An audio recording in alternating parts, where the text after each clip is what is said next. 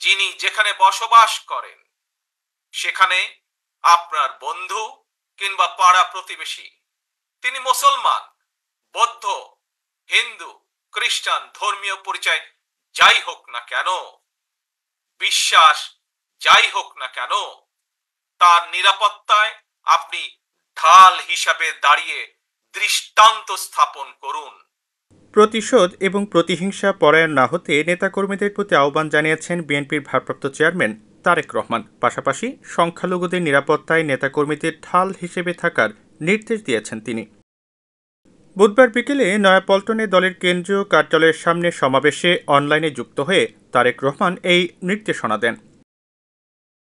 এ সময় বাংলাদেশের সাহসী ছাত্র জনতাকে বীরোচিত অভিনন্দন জানিয়ে তারেক রহমান বলেন, আপনাদের ঐক্যবদ্ধ আন্দোলনে গণহত্যাকারী হাসিনা দেশ ছেড়ে পালিয়েছে। আবারও প্রমাণ হয়েছে মুক্তিযুদ্ধের বাংলাদেশ কখনো পরাজয় মানে না, মানতে পারে না এবং মানবে না। প্রিয় বাংলাদেশের সাহসী ছাত্র জনতাকে বীরোচিত অভিনন্দন। প্রিয় দেশবাসী, আপনাদের ঐক্যবদ্ধ আন্দোলনে গণহত্যাকারী হাসিনা দেশ ছেড়ে পালিয়েছে। প্রমাণ হয়েছে আবারও মুক্তিযুদ্ধের বাংলাদেশ কখনো পরাজয় মানে না, মানতে পারে না এবং মানবে না। বাংলাদেশের পক্ষের শক্তি ঐক্যবদ্ধ থাকলে কোনো অপশক্তি বাংলাদেশকে দমিয়ে রাখতে পারবে না ইনশাআল্লাহ। এ সময় শক্ত হাতে আইনশৃঙ্খলা নিয়ন্ত্রণের জন্য প্রশাসনের প্রতি আহ্বান জানান তারেক রহমান। বলেন, প্রতিটি মানুষের নিরাপত্তা নিশ্চিত করুন। প্রশাসনের প্রতি আহ্বান, শক্ত হাতে আইন শৃঙ্খলা নিয়ন্ত্রণ করুন, প্রতিটি মানুষের নিরাপত্তা নিশ্চিত করুন। ধর্ম, বর্ণ পরিচয়ের কারণে কেউ যেন নিরাপত্তাহীনতায় না থাকে, সবার আগে সেটি নিশ্চিত করতে হবে।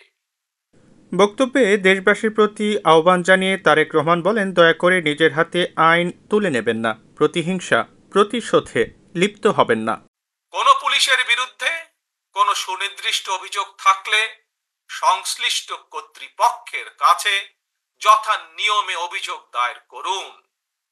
দেশবাসীর প্রতি আমার বিনীত আহ্বান, কেউ দয়া করে নিজের হাতে আইন তুলে নেবেন না, প্রতিহিংসা, প্রতিশোধে লিপ্ত হবেন না। দয়া করে বিচারের ভার নিজ হাতে দয়া করে তুলে নেবেন না। কেবল দৃষ্টান্ত অনুসরণ নয়, নিজেই দায়িত্বশীলতা এবং মানবাধিকার দৃষ্টান্ত স্থাপন করুন।